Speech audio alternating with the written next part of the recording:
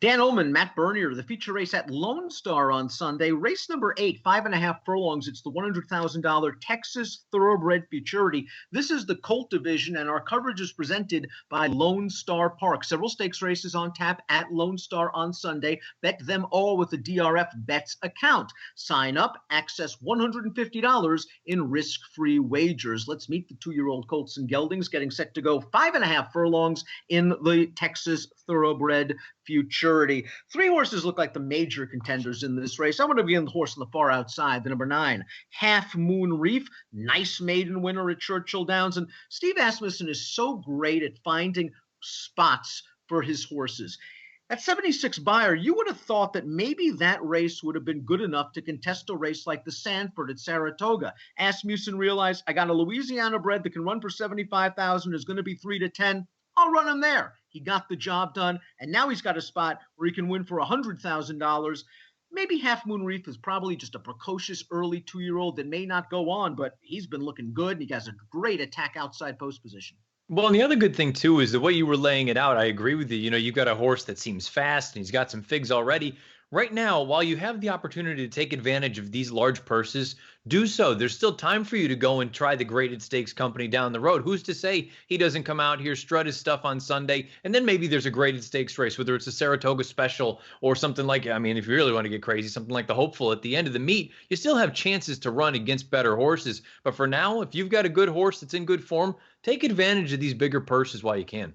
And while his last figure cratered, he did a good amount of work in the early portion of that race, dueling 3 wide, making a clear lead in the stretch, and running hard all the way to hold off the runner-up. Trainer J.R. Caldwell does good work with his 2-year-olds, and he has 2 of the main contenders in this race. Let's talk about Tic Tac Mo. This is a son of Uncle Mo, sold for only $14,000. Tic Tac Mo ran well in his career debut, and then last time out just dominated a field of maiden specials. The fig came back light, but visually super impressive.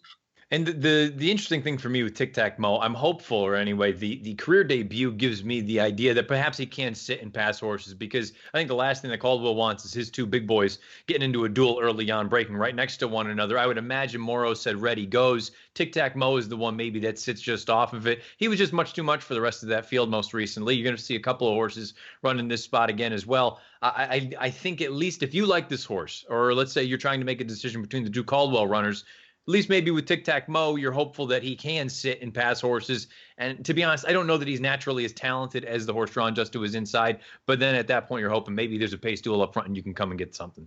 Timeform US doesn't believe there'll be a pace duel. They have a blue bar scenario, but they do have Half Moon Reef out there on the lead. But I think, as we always say, you have to handicap the pace projector. And with 2-year-olds, it's always dubious because many of these horses are extremely speed crazy. They want to go. I agree with you. I think the 6 Morrow Said Ready is going to go to the front. That's what worked for him last time out at odds of 36 to 1 when winning his maiden. Now, watching that race, he did everything just fine. The concern was watching all the races at Lone Star that day, going through all of the charts, and it just seemed speed and the rail did well. So while he was 36 to 1 in that race, there'll be a fraction of that price here. I think Morrow Said Ready, if he wants the lead, though, he can get it, and he got a decent fig last time out. 66, I believe, is the best last in the race. It is highest last out buyer in the field. The Timeform US rating seems to check out as well. He earned an 88 that day. And I agree with you. I mean, I just look at it and say, you know that you've got gas. You know that you can go with it.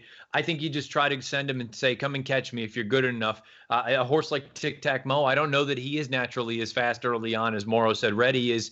And to be honest with you, even if there's one of those horses to the inside, I don't mean to throw shade on the rest of the field or the other half of the field, but I don't think if you're a fan of Morrow Said Ready, or you're part of the connections, I don't think you're really concerned with any of the 5 horses drawn to your inside. Well, you're not throwing shade because the rest of the field are maidens. And we're going to begin with the 1 Tail Twister. And listen, Tail Twister did not get off to a good start in his career debut. He has a little bit of pedigree, being by To Honor and Serve out of the tail of the Cat Mare. If you want to just say that last race was a learning experience, fine, and he came back with a bull at work, maybe we'll see a little bit more speed, but he's going to have to break from that inside post lest he be outrun early.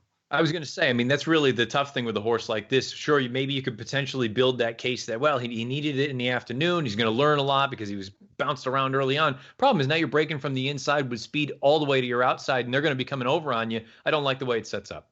The Devil's Daddy is number 2, and he's already finished behind Tic Tac Mo on 2 occasions. The good news is it seems like he is comfortable racing behind horses. There might be some pace in this race. Perhaps this one comes with a late run at a big price. I would have liked to have seen a little bit more finish in the most recent run. I know he was a little bit closer early on, but it felt like he was getting kind of run away from at the end of the race, where as some of these other horses, it feels like they're finally just kind of hitting their stride.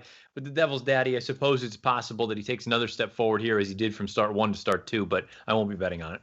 Redbird's Graduate, the number 3, dismissed on the tote for his debut at 34-1. Didn't have a clean getaway. Didn't really run much after that. Obviously has to improve. Yeah, another one, maybe you want to make the argument that the start kind of compromised him and you're going to get better here second time out. The dam could do a little bit of anything. So I wonder if perhaps at some point, you're going to end up trying a different surface, whatever it may be. But right now, sit back and watch.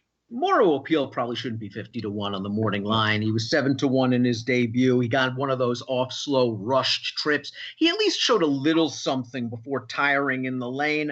I think he is eligible for improvement. Maybe this is a horse that could sneak into your super at a big price. And I agree with you. 50-1 seems a little bit unfair, uncharitable to this horse. He's a full tomorrow Charlie, 2 for 11 overall. Maybe you do get a forward move here, second off the bench. You're right. He took money in that career debut. Usually that's a sign that maybe there's a little bit of something there.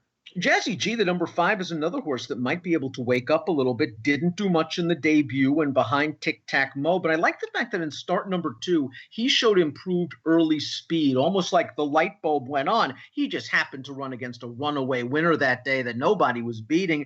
Jazzy G, though, with those newfound early tactics, he's going to have to deal with some other horses. I'm not sure he's quick enough to deal with them early. Yeah, I don't know if I love the potential setup for him in a spot like this, but to be fair, if we're looking at it from a pedigree standpoint, he at least actually has one of the more intriguing ones in here. There's a little bit of class on the dam side. The dam herself was a stakes winner. This one's a half to a multiple stakes placed runner as well. So if you want to use that as sort of a barometer of potential, maybe Jazzy G is another one you can use underneath. Let's take a look at our top selections for the Texas Thoroughbred Futurity. You want the complete stranger. Steve Asmussen taking a shot with a first-time starter named Straight and Silent. Nice pedigree. He is by Tail of the Cat. Asmussen usually doesn't do this. I went back in Formulator, tried to find a debut runner at a non-graded stake, found none. I was going to say past 5 years, 0 for 0 with that sort of move. So then I started to pivot a little bit, look for some other numbers that may be encouraging. Past 4 years, 2-year-old first-time starters at Lone Star, 11 for 32 with a 215 ROI. You brought up the pedigree, Tail of the Cat, about 16% with the 2-year-old first-time runners. This is a full to Stormy Perfection, who was grade 1 stakes placed, full to Perfection Cat, stakes placed runner. I just find it interesting that Asmussen is going to debut a horse here like this, and you have arguably the top rider of the circuit aboard with McMahon. So, maybe there's too much guesswork for some people's liking. I don't know that it'll be 10-1. I find it intriguing, though, that he has arguably one of, if not the horse to beat in the race, and he's still going to start this horse as a first-timer. I have a funny feeling he's going to run okay. Maybe he doesn't win, but I think he's going to run all right. But you can certainly take a chance as the 3rd or 4th choice in this race. I just had a difficult time in here. I think either Moro Said Ready or Half Moon Reef or Tic Tac Mo, the 3 logical horses, are going to get it done. Something tells me that maybe Moro Said Ready drips off that 6-5. People are going to see he was 36-1 last time out. They see the runaway win from Tic Tac Toe. Maybe Tic Tac Toe makes a little bit more, takes a little bit more on the tote. So I'll go with Moro Said Ready in here. I'm going to go 6, 9, 7. You like the 8. Give me numbers. Yeah, I'm going with just the outside 4 horses. I went 8, 9, 6, 7. Fun race, the Texas Thoroughbred Futurity. Fun card at Lone Star on Sunday. Get involved with a DRF Bets account. Sign up, access $150 in risk-free wagers. An approximate post time for the Texas Thoroughbred Futurity. Race 8 at Lone Star on Sunday, 6:37 Central. Good luck.